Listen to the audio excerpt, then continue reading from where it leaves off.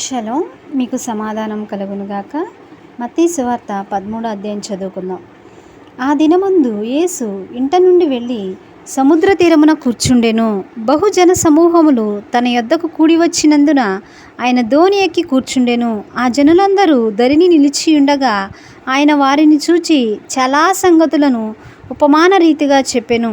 ఎట్లనగా, ఇదిగో విత్తువాడు విత్తుటకు బయలు వెళ్ళెను. వాడు విత్తుచుండగా కొన్ని విత్తనములు త్రోవ ప్రక్కను పడెను. పక్షులు వచ్చి వాటిని మృంగివేసెను.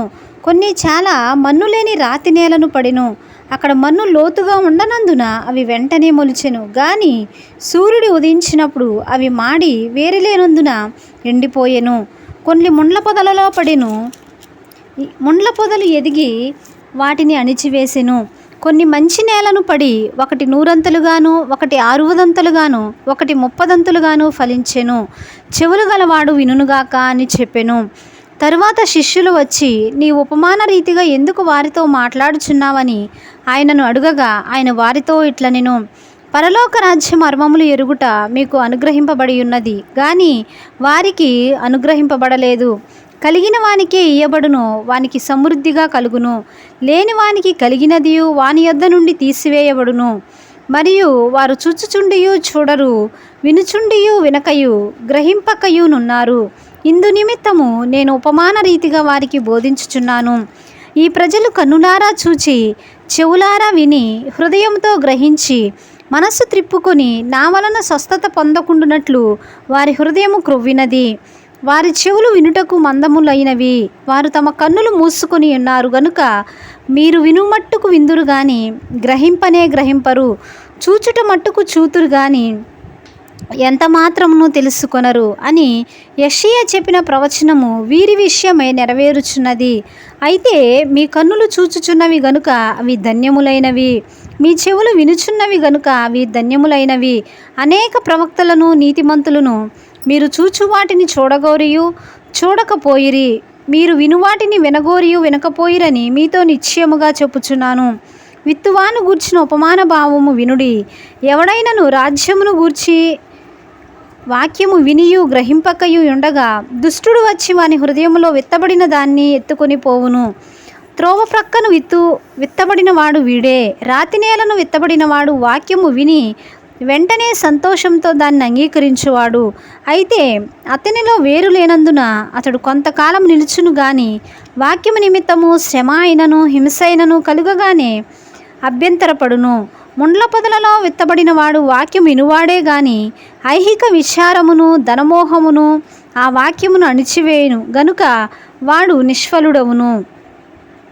మంచి నేలను విత్తబడిన వాడు వాక్యము విని గ్రహించువాడు.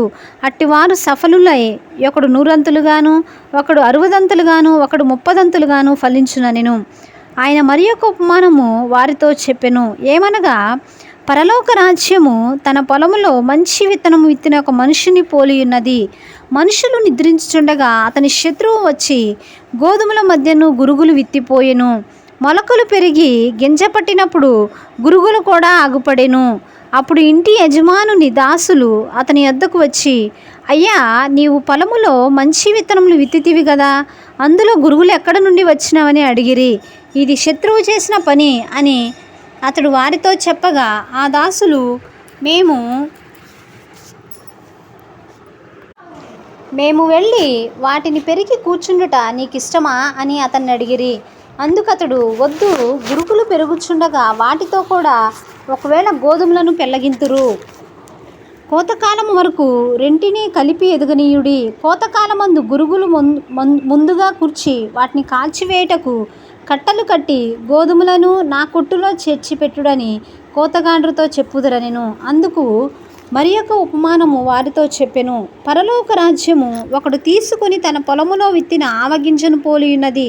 అవి విత్తనములన్నిటిలో చిన్నదే గాని పెరిగినప్పుడు కూర మొక్కలన్నిటిలో పెద్దదై ఆకాశ పక్షులు వచ్చి దాని కొమ్మల యందు నివసించునంత చెట్టగును. ఆయన మరి యొక్క ఉపమానం వారితో చెప్పెను. పరలోక రాజ్యము ఒక స్త్రీ తీసుకుని పిండి అంతయు పులిసి పొంగు వరకు 3 కుంచముల పిండిలో దాచిపెట్టిన పుల్లని పిండిని పోలియున్నది. నేను నా నోరు తెరచి ఉపమాన రీతిగా బోధించెదను. లోకము పుట్టినది మొదలుకొని మరుగు చేయబడిన సంగతులను తెలియజెప్పెదను అని ప్రవక్త చెప్పిన మాట నెరవేరునట్లు యేసు ఈ సంగతులనన్నిటినీ జనసమూహములకు ఉపమాన రీతిగా బోధించెను.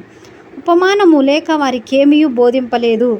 అప్పుడు ఆయన జనసమూహములను పంపివేసి ఇంటిలోనికి వెళ్ళగా ఆయన శిష్యులు ఆయన యొద్దకు వచ్చి, పొలములోని గురుగులను గూర్చిన ఉపమాన భావం మాకు తెలియజెప్పమనిరి. అందుకు ఆయన ఇట్లా నేను, మంచి విత్తనములు విత్తువాడు మనుష్య కుమారుడు. పొలము లోకము, మంచి విత్తనములు రాజ్య సంబంధులు, గురుగులు దుష్టుని సంబంధులు. వాటిని విత్తన శత్రువు అపవాది. కోత యుగ సమాప్తి, కోత కోయువారు దేవదూతలు. గురుగులు ఎలాగూ కూర్చబడి అగ్నిలో కాల్చివేయబడునో అలాగే యుగ సమాప్తి యందు జరుగును. మనుష్య కుమారుడు తన దూతలను పంపును. వారాయన రాజ్యంలో నుండి ఆటంకములగు సకలమైన వాటిని దుర్నీతి పరులను సమకూర్చి అగ్నిగుండంలో పడవేయుదురు. అక్కడ ఏడ్పును పండ్లు కొరుకుటయును ఉండును. అప్పుడు నీతిమంతులు తమ తండ్రి రాజ్యంలో సూర్యుని వలె తేజరిల్లుదురు. చెవులు గలవాడు వినుగాక. పరలోక రాజ్యము పొలములో దాచబడిన ధనమును పోలియున్నది. ఒక మనుషుడు దాన్ని కనుగొని దాచిపెట్టి అది దొరికిన సంతోషంతో వెళ్ళి తనకు కలిగినదంతయు అమ్మి ఆ పొలమును కొనును. మరియు పరలోక రాజ్యము మంచి ముత్యములను వెదకుచున్న వర్తకుని పోలియున్నది. అతడు అమూల్యమైన ఒక ముత్యమును కనుగొని పోయి తనకు కలిగినదంతయు అమ్మి దాన్ని కొనును. మరియు పరలోక రాజ్యము సముద్రంలో వేయబడి నానా విధములైన చేపలను పట్టిన వలను పోలియున్నది. అది నిండినప్పుడు దాన్ని దరికిలాగి కూర్చుండి మంచి వాటిని గంపలలో చేర్చి చెడ్డవాటిని బయట పారవేయుదురు.